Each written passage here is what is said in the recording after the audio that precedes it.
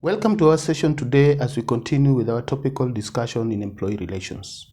Last week we looked at trade union and trade unionism, and specifically we looked at the definition and the history of trade union in Kenya. We looked at the employee relations and its relationship with trade unions in organizations. We also asked ourselves why employees join unions and why even some choose not to join the unions. And lastly, we looked at the contemporary approach to trade unionism in Kenya and world over. This week we want to have a new discussion, and our topic of discussion will be collective bargaining agreements. And we'll look at different areas that are very important for an understanding of a practitioner on matters that deal with collective agreement. First, we'll look at the objective of collective bargaining. We will then be looking at the essential conditions for a successful collective bargaining. We look at different forms and types of collective bargaining, and we'll also be looking at the collective bargaining agreement as a document. Also, we look at the basis of collective bargaining systems in Kenya, what are the foundation, and we'll also look at the role of labor laws in collective bargaining. How do they set the ground for effective and successful collective bargaining? And lastly, we'll answer the question, is collective bargaining an important mechanism in labor matters? By definition, collective bargaining can be defined as a process through which representatives of the employer and representatives of the employee meet to negotiate on terms and conditions governing employment relationship, and therefore establishing a contract between the employer and the employee. We'll start by looking at the objective of collective bargaining. Then, the first main important thing or objective that comes from a collective bargaining environment is that it enables us to maintain a cordial relationship between the employees and employers. And this comes out due to its nature, that it is normally a voluntary exercise in which both of these parties come in voluntarily. It also helps to protect the interest of the employee through collective action and also preventing unilateral action that may sometimes arise from the side of the employer. It also helps ensure that there is participation of the trade union in the industry on matters that affect employees within the organization. Further, it also helps to avoid the need for government to intervene in managing the relationship between the employer and the employee. By its very voluntary nature, it means it provides a cushion in which these parties can freely and easily engage. Lastly, we also say that collective bargaining also helps to promote industrial democracy and also to foster or maintain cordial and harmonious relationship between employees and employers. This harmonious relationship is very key for the success of an organization and also for the benefit of all stakeholders within the organization. The second item that we want to appreciate today again is the essential conditions to be able to achieve successful collective bargaining. The first thing that we must be able to understand is that the success of collective bargaining can be influenced by a number of factors. And these factors can be within the organization, they can be outside the organization, because organizations do operate within a system and the system affects them. Therefore, for successful collective bargaining, the first and the main thing is the freedom of association. The freedom of association includes the freedom to join unions by the members of the employees, the freedom of employer to join association, and any freedom that can be exercised, freedom of speech, and all freedoms that are stipulated by the Constitution. The second and very important thing is recognition of the union. Employers should recognize the unions that have been established and registered according to the process of the law. Also important are the fair labor practices, the problem-solving attitude between the employer and the employee, a continuous dialogue that provides a space and opportunity for employees to freely have discussions with the employers. Also, documentation is important because a collective bargaining agreement forms a basis for an agreement and should therefore have some reference documentation. Now I want us to look at another item, which is the types and forms of collective bargaining that we have in our jurisdiction. The first one, we look at the distributive bargaining.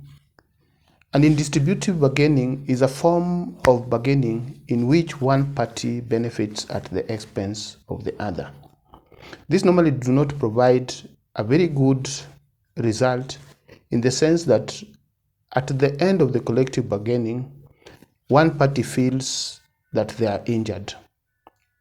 Also, we have integrative bargaining, and in integrative bargaining, it is a progressive kind of bargaining in that both parties look at the issues that are brought in a collective bargaining environment through the interest. It is interest-based, it is merit-based, and the principles of negotiations are found normally to be fair on either party. In productivity bargaining, the aim here is to be able to improve the productivity of an organization. Thereby, it means by extension that the productivity of the employee also becomes of key focus. We also have composite bargaining, where in composite bargaining, it is based on the elements that are not related to pay. They do not focus on pay, but they focus on other areas which are also important for successful working relationship between the employee and the employer. And they include things like the working conditions, the policies and procedures of the organization, issues to do with recruitment, and issues to do with the disciplinary process, and the likes. The last type of collective bargaining that we want to look at today is concessionary bargaining.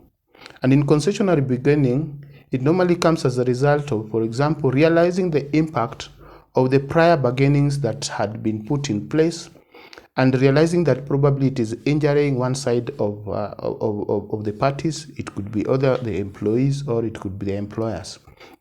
And in this kind of bargaining, you find the union may probably focus on giving back the previous benefits that they had won in their relationship between them and the employer. For example, if they realized that they are losing jobs because of too high wages, therefore they can decide to return some of those benefits for the security of their jobs. The next item that we want to look at is what we call the collective bargaining agreement.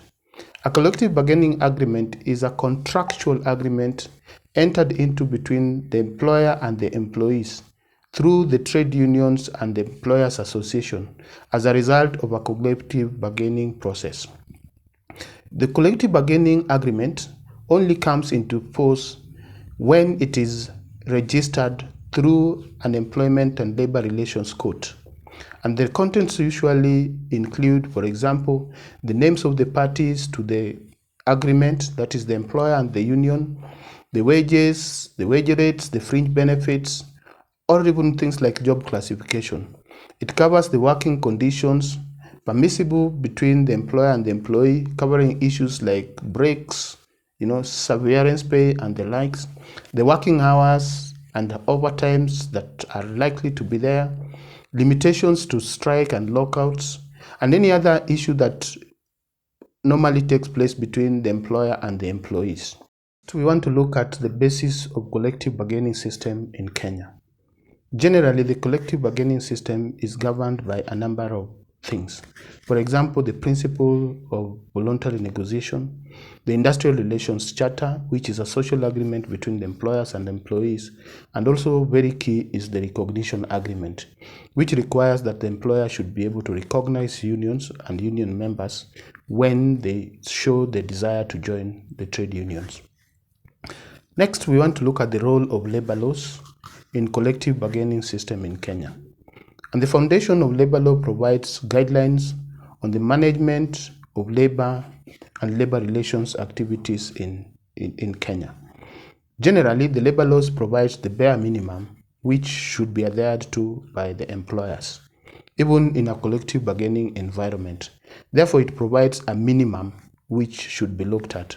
For example, they set the minimum wages, they set the minimum number of leave days, they set the disciplinary procedures and processes, guidelines, and therefore they provide a control onto what the collective bargaining can be able to discuss. The next, we want now to appreciate why collective bargaining system or process is important.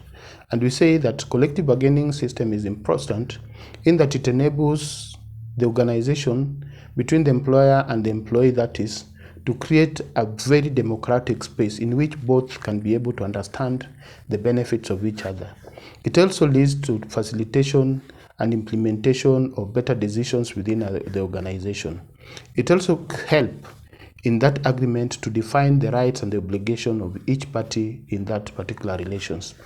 Therefore, collective bargaining agreement provides also a voluntary mechanism or a voluntary process that now enables the relationship to thrive. It provides for flexibility to be able to adjust the wages, the terms and conditions of working in a relationship between the employer and the employee. We want to appreciate you for taking the opportunity to join us today, and we thank you as we finish our discussion for today. Next week, we'll be looking at other important elements, including the disciplinary process and how they improve our working environment. Thank you for joining.